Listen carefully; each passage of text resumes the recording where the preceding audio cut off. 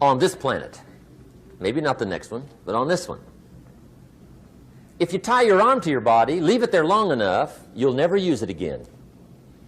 It's over for the arm. Now, it may not be over, but it's over for the arm. The only way to keep the use of this arm is what? Keep using it. If you quit, you lose automatically. They don't bring it up for a vote. You lose automatically when you quit. Now, the same thing that goes for your arm goes for your brain, mentality. The same thing goes for all the human virtues. Ambition, unused, declines. Strong feelings, unused, diminish. It doesn't grow, it diminishes.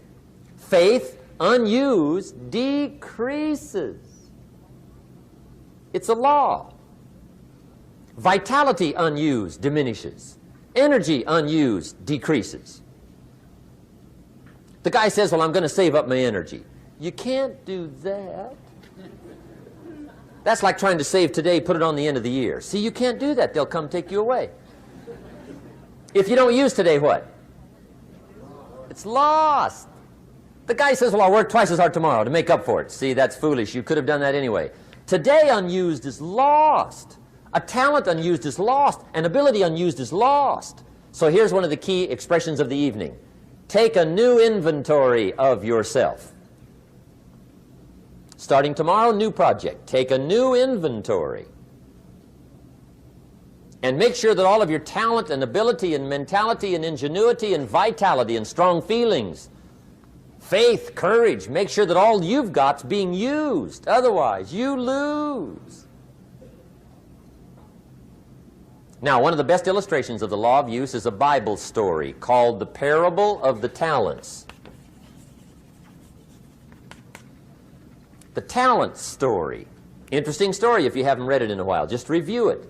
It's a good story. An ancient story. It says there was a master with 3 servants. He got them together one day and he said to the 3, I've got these talents.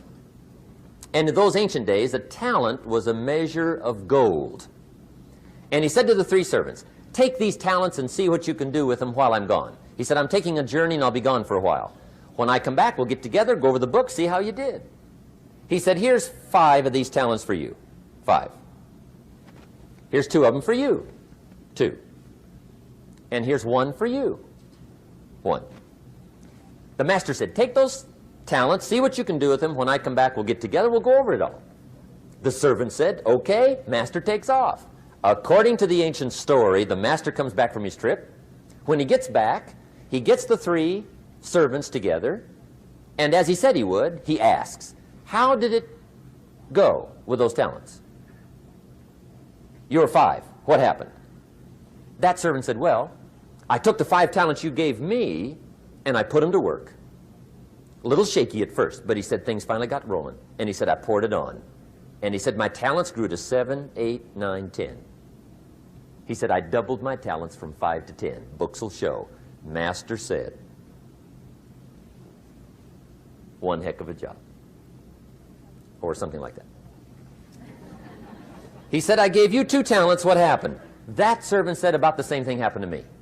I put those 2 talents to work, poured it on. They grew to 3 and then to 4. He said, I doubled my talents from 2 to 4. Books will show. Master said, well done. He said, I gave you 1 talent. What happened? That servant said, well, I took the talent you gave me, and I carefully wrapped it, and I dug a hole and buried it. And camouflaged it, I suppose, right, so nobody would steal it. And he said, fortunately, nobody got it. And he said, I knew you were going to be here today, so I dug it up. Here it is, safely wrapped. I did not lose it while you were gone. According to the ancient story, the master said, take that talent away from him and give it to the man that's got 10. Now you might say, well, I don't like that arrangement. The poor guy's only got 1 talent. He's already got 10. It ought to be more even. Remember, I didn't ask you to like it. But this one I would ask you to learn, because it simply means whatever you do not employ, you forfeit. It's a law. So learn well the law of use. Now here's the second one, and we're going to take our break. Second law from the Bible. This one we've heard since we were small, I'm sure. It's called the law of sowing and reaping. In fact, we've probably heard it so often we could quote it. It says, whatever you sow, what? You shall reap. Fairly blunt, hopefully clear. Here's my first suggestion on the law of sowing and reaping. Don't try to beat it. You might as well try sitting on the sun in the morning. Keep it from coming up. You'll have better luck. Whatever you sow, you reap. Now, for a fair share of my life, I'm a bit mixed up on how all this applies. Among a lot of things I was mixed up on. I knew I wasn't reaping too good. That I understood. My problem was I was confused about what was causing it. Remember me with the funny list? I thought those are the reasons why it isn't working out well. And then Mr. Schoaf gave me the clue that helped me figure it all out. He said, Mr. Rohn, I have another answer for you. There's another way to quote this law that'll show you where the problem is so you can go to work on it right away. All you need to know is where the problem is, then you can go to work on it. So he quoted me the law another way, and I found out what my problem was. Here's the way you quote the law. Whatever you reap is what you've sown. Now I knew what my problem was.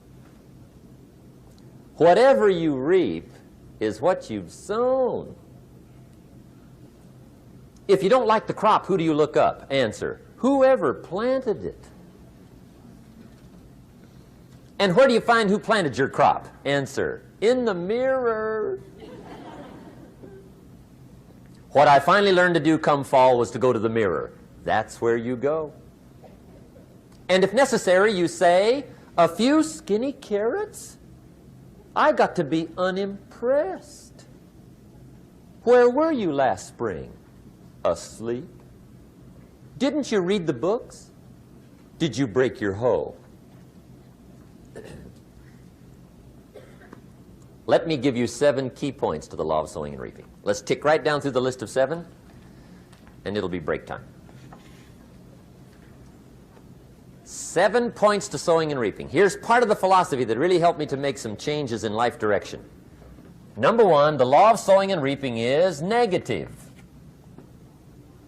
That's number 1, which simply means if you sow bad, you reap bad. Now, this is kind of 3rd grade, but it doesn't hurt to go over the basics. If you plant thistle seeds, you don't get pumpkins. Honest, no use looking for pumpkins. John says, how come no pumpkins? Come on, John. The law's negative. That's how come. Now, here's number 2. The law's positive, which simply means if you sow good, you reap good. If you plant pumpkin seeds, you don't get thistles. Not from pumpkin seeds. Mother Nature won't pull tricks on you over in the corner snickering, pushing you thistles and you planting pumpkin seeds. She won't do that. You will get pumpkins from pumpkin seeds, and the reason is because the law is positive. Now here's number 3. I got excited when I found out the full dimension of this.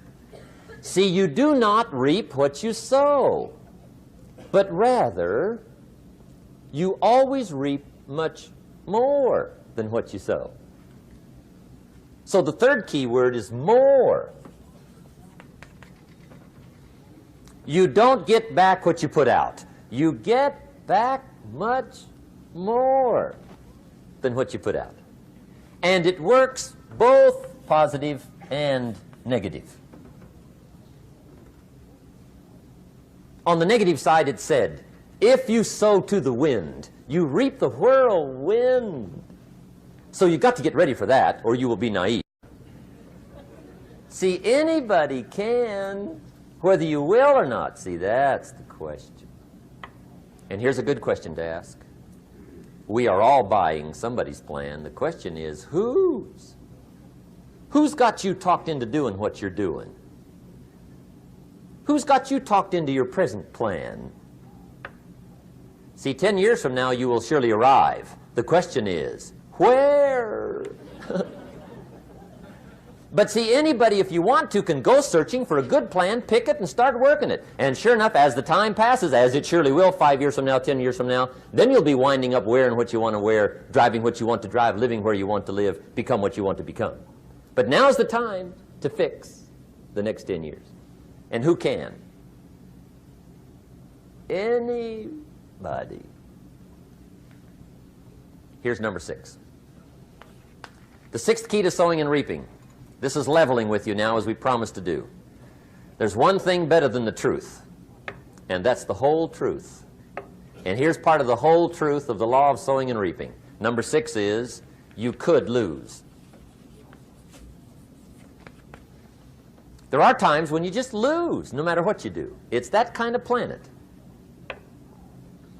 You reap what you sow, yes, but...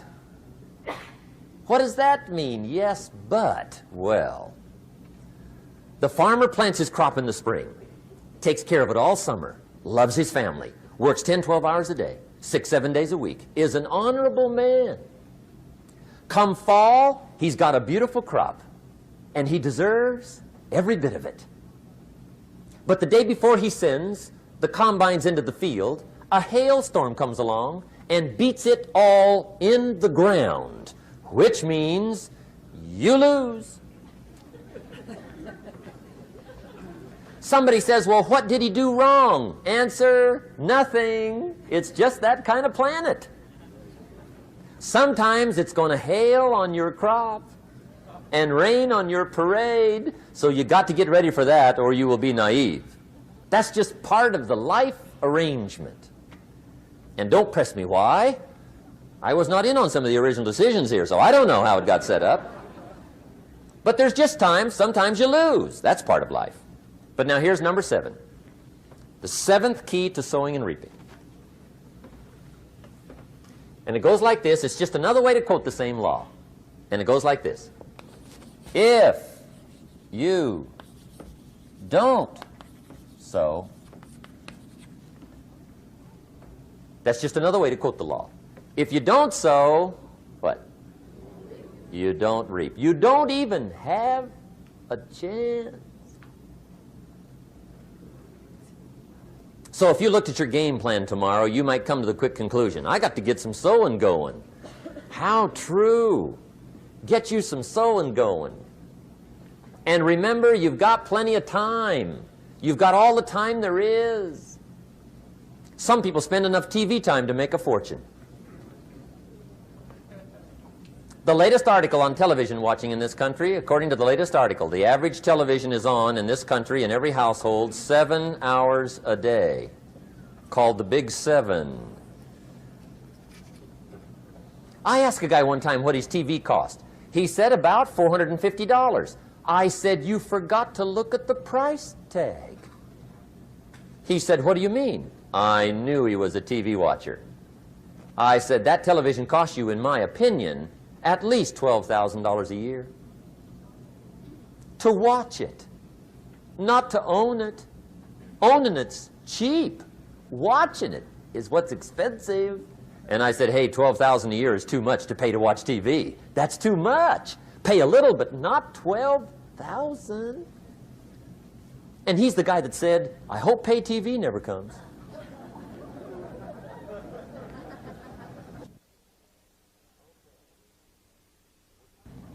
Okay.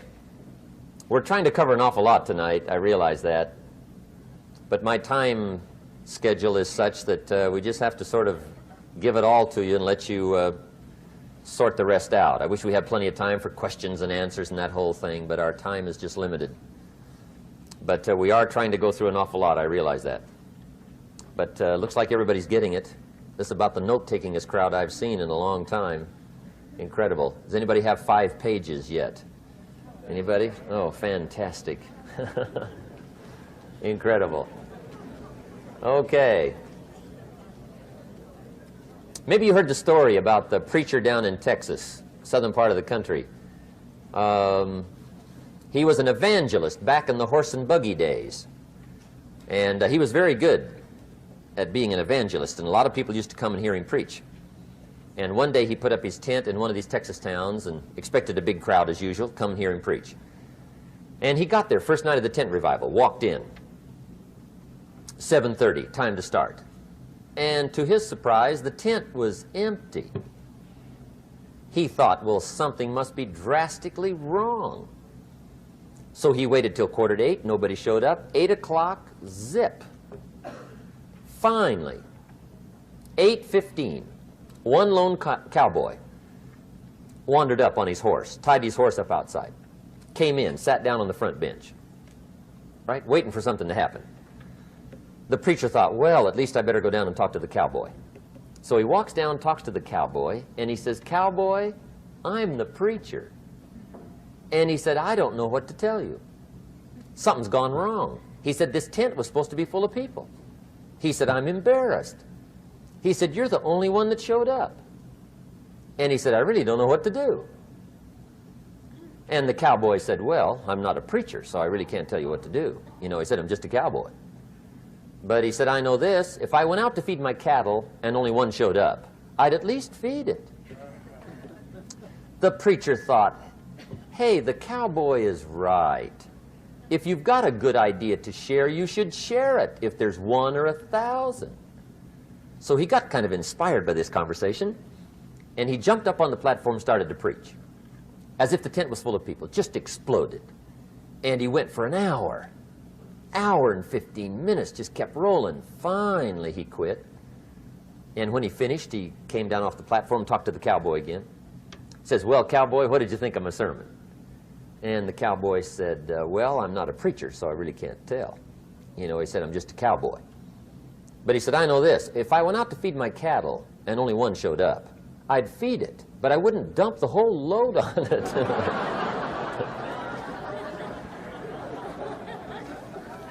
So anyway, if it seems like we're dumping the whole load tonight, I guess we are. But gosh, everybody's doing well. I'm having a good time. I appreciate the response here tonight. Okay, the next subject is setting goals. Let me show you what turned my life every way but loose. Mr. Schoaf dropped this idea on me, changed me completely. Setting goals. Here's what can easily happen if you don't set goals. It's easy to let life deteriorate into making a living instead of designing a life. And we all have a choice: make a living or design a life. It's easy to get trapped by economic necessity and settle for existence rather than substance. That's easy. But the best advice I can give you on how to break out of that trap is to learn how to set goals. Mr. Schoaf put it to me this way. He said, "Jim, if you had enough reasons, you could do the most incredible things." I never forgot how he put that. If you have enough reasons. See, reasons will change your whole life. Mr. Schoaf said to me, he said, "Mr. Rohn, I think you've got plenty of intelligence, you've got plenty of talent, you've got plenty of ability. Probably what you lack is plenty of reasons." He said, "I don't think your current bank balance is a true indication of your level of intelligence." I was happy to hear that. He said, "I think you're much smarter than your present bank balance indicates." And that turned out to be true. I was much smarter. But of course my first question was, well then why isn't it bigger? And he said, "You don't have enough reasons. You've got enough intelligence, but not enough reasons." So see, reasons can change your life. Here's what else I found out. Reasons come first, answers come second. You don't get the answers to do well till you get the reasons. Life has a mysterious way of hanging on to all the answers and only gives them up to the people that are inspired by reasons. So reasons make the difference in how your life works out. Now, what are some of the reasons for doing well? Let's go through a quick list called Reasons for Doing Well. First is personal reasons. Some people do well for recognition. Some people do well for respect. Some people do well for the way it makes them feel. They love the feeling of being a winner. Those are good reasons. I have some millionaire friends that keep working 10, 12 hours a day, making more millions. And it's not because they need the money. It's because they need the joy and the satisfaction and the pleasure that comes from being a constant winner. And see, it's not just the money anyway. It's the journey, not the money. Once in a while somebody says to me, boy, if I had $1 million, I'd never work another day in my life. That's probably why the good Lord sees to it they don't get their million, right? They'd quit. They'd quit.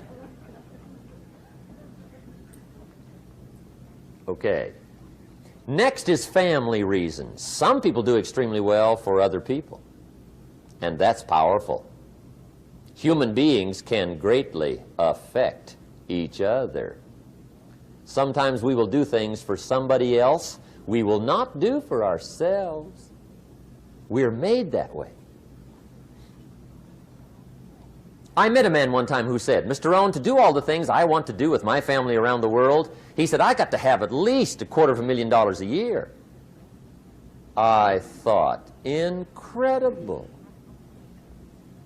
Could a guy's family affect him that much? And the answer is, of course. How fortunate are the people that find themselves greatly affected by somebody for personal achievement. And we are affected. The writer of a recent song said, if not for you, the winter would hold no spring, couldn't hear a robin sing. I just wouldn't have a clue if not for you.